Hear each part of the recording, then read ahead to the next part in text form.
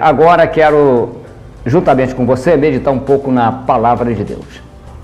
A Palavra de Deus que você lendo de Gênesis a Apocalipse tem referências, tem orientações, tem um padrão de vida. E dentro da mensagem que proponho a trazer hoje aqui, eu quero que você, se puder até acompanhar na sua Bíblia, o livro de 1 Samuel, ou primeiro livro do profeta Samuel, capítulo 6, versículo 12 em diante, você vai encontrar uma situação de uma arca que foi tomada. Os filisteus tomaram a arca. É claro, por negligência dos israelitas, essa arca é tomada. Essa arca tomada é colocada diante do templo, diante da imagem do Deus deles, Dagon. A imagem de Dagon dentro de um templo e a arca é colocada ali. Quando aqueles homens percebem que no dia seguinte aquela imagem de Dagon está caída de frente para a arca, os homens começaram a ser acometidos de hemorroidas e ali começou a haver uma proliferação de ratos. Começaram aqueles homens daquela localidade a perceber que alguma coisa estava errada naquele território, que de repente teriam feito alguma loucura, até que descobrem que no dia seguinte, aquele dia que a imagem de Dagon cai de frente da arca, no dia seguinte estava caída e cabeça para um lado e corpo para outro. E resolveram então devolver a arca. Disseram que certamente devolvendo a arca aquele mal ia cessar, mas queriam fazer um teste. E é aqui que eu vou me prender, basear a minha mensagem. Aquela arca foi colocada em cima de um carro novo. Eles tiveram a ideia de colocar a arca em cima desse carro novo e juntamente com a arca colocaram um cofre, onde colocaram dentro desse cofre, feito de ouro, as imagens das hemorroidas e dos ratos dentro de um cofre, essas peças feitas de ouro. E pegaram duas vacas, se você acompanhar na sua Bíblia, você vai entender, duas vacas com crias. Não levaram os bezerros. Aquelas vacas com crias, elas foram usadas para conduzir aquela arca e aquele cofre com os objetos. E os bezerros daquelas vacas ficaram encerrados nos currais. Aqueles homens queriam fazer um teste.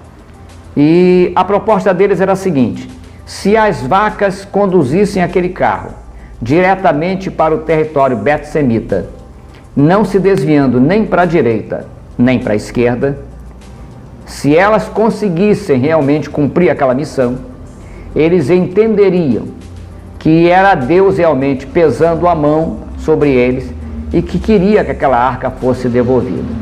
Se, no entanto, aquelas vacas não seguissem pelo mesmo caminho, se elas não chegassem ao território betsemita, se elas se desviassem para a direita ou para a esquerda, eles iam entender que aquilo ali era por acaso, que aquela questão de proliferação de ratos, de hemorroidas, de Dagon cair, aquilo ali teria sido coincidência, mas não pela presença da arca. E começaram a fazer. O que quero chamar a atenção dos nossos internautas, daquele que me visualiza, me acompanha pela internet. Essas vacas nos deram pelo menos 5 lições. Lições que eu posso colocar dentro de um casamento, lições que eu posso colocar dentro de uma igreja, lições que eu posso colocar dentro da obra que faço para Deus. Quais seriam as lições? A primeira lição que as vacas deixaram foi a lição de renúncia. Você se lembra que eu falei que as vacas tinham crias e que os bezerros, as crias, não foram com elas, ficaram encerradas no curral? Você deve entender, mesmo sendo leigo no assunto, e qualquer leigo vai entender isso, que uma vaca com cria, é colocada carga para ela carregar, um carro pesado para puxar, e ela deixa o bezerro encerrado no curral, ela vai empacar, mas não vai sair. Então o que nós podemos ver ali, acompanhar ali, é que essas vacas renunciaram.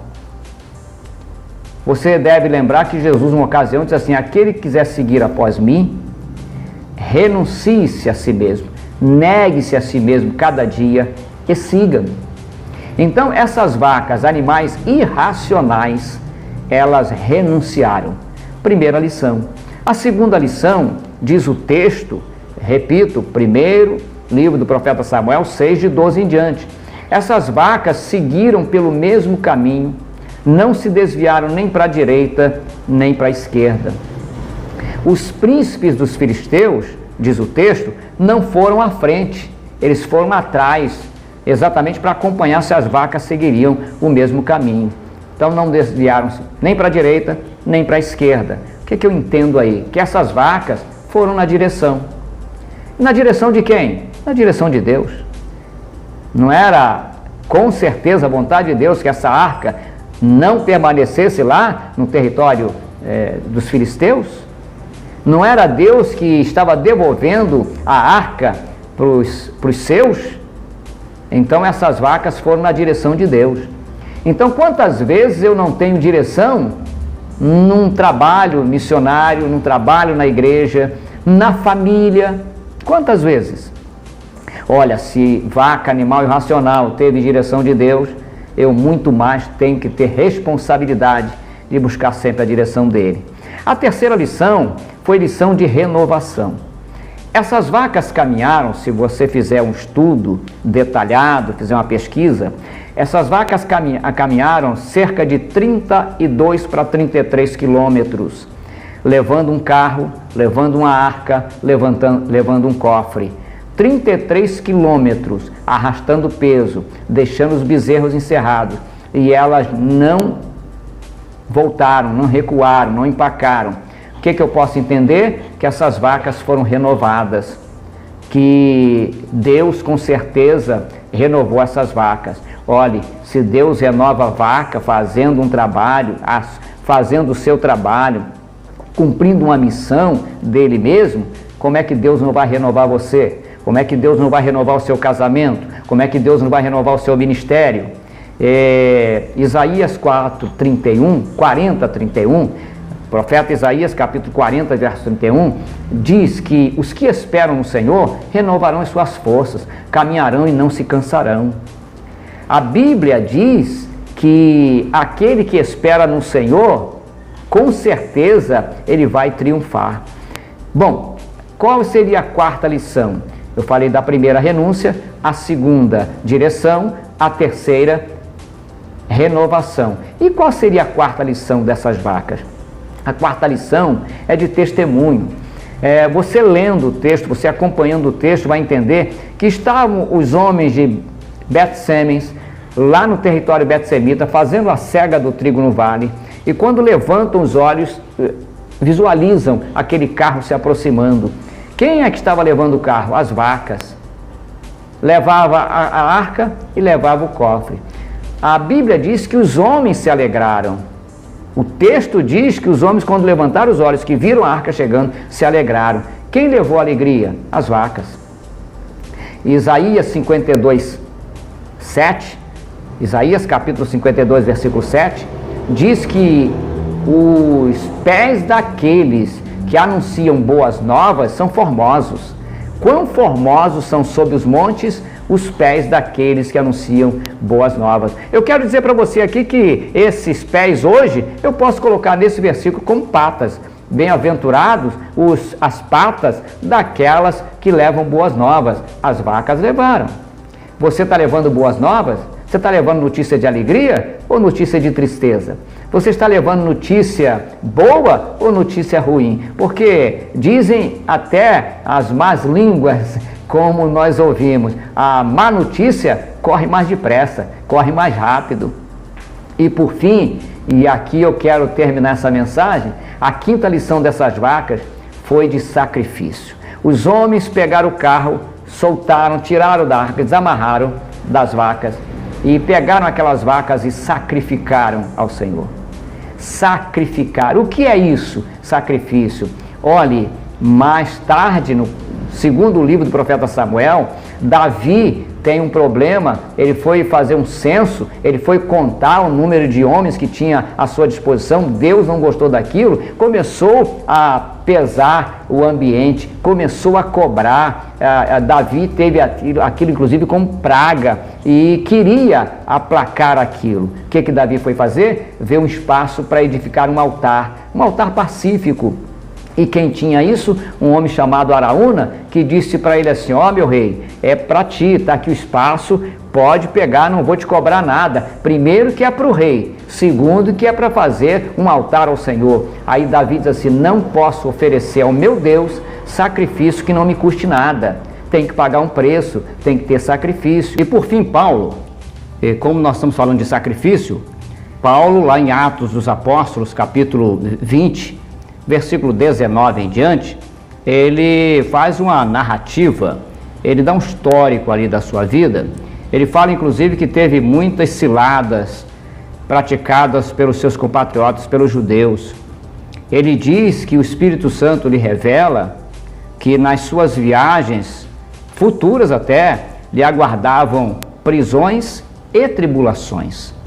Mas se você olhar que nesse capítulo 20 de Atos dos Apóstolos, versículo 24, Paulo diz assim: contando que eu não tenha como preciosa para mim mesmo a minha vida, eu tenho que cumprir com alegria a carreira que me foi proposta, o ministério que me foi confiado, dando testemunho do Evangelho da graça de Deus. Então, o que eu estou dizendo aqui nessa mensagem? Que aquelas vacas ensinaram a termos ou praticarmos a renúncia, a andarmos na direção, a sabermos que o Senhor nos renova, a sabermos que precisamos dar bom testemunho e a sabermos que a obra de Deus é importante que a façamos tendo consciência de que precisamos pagar um preço. Então, quando eu disse no início da mensagem que pode se aplicar à família, porque a família, eu preciso... Casamento, o que é casamento? Não é renúncia? Não é um fazer a vontade do outro, atender o interesse do outro? A Bíblia diz até que o amor não busca seu próprio interesse. Eu posso fazer também para um casamento. Como é que eu vou casar se eu não tenho a direção de Deus? A própria Bíblia, e agora eu vou levar para até outro contexto de outra mensagem, o Salmo 127 diz: se o Senhor não edificar a casa, em vão trabalham os que edificam. Se o Senhor não guardar a cidade, em vão vigia a sentinela. Eu preciso ter a direção de Deus, a proteção de Deus. Eu preciso sempre levar boas notícias da família ou para a família. Quantas vezes você enche o ouvido da mulher de notícias ruins do trabalho e vice-versa, e a mulher às vezes o marido? Então, termino essa mensagem dando até uma nota triste para você. Triste? Mas pastor, o senhor está pregando uma mensagem e vai dizer que vai dar uma nota triste? Sim, vou dar uma nota triste. A Bíblia diz que os filhos das trevas são mais prudentes do que os filhos da luz. Você sabe que essas vacas não eram hebreias? As vacas eram filisteias. Então as vacas filisteias nos deram essas lições maravilhosas. 5 lições que nos fazem refletir que quem serve a Deus tem que renunciar, tem que andar na direção dele, tem que dar testemunho, tem que ter sabedoria para esperar a renovação dele e tem que saber que servir a Deus é com sacrifício, é pagar o preço. Que Deus te abençoe, que Deus te guarde, que Deus ajude no seu ministério, na sua família, no seu empreendimento. Saiba que essas 5 lições podem ser aplicadas na tua vida. Deus abençoe.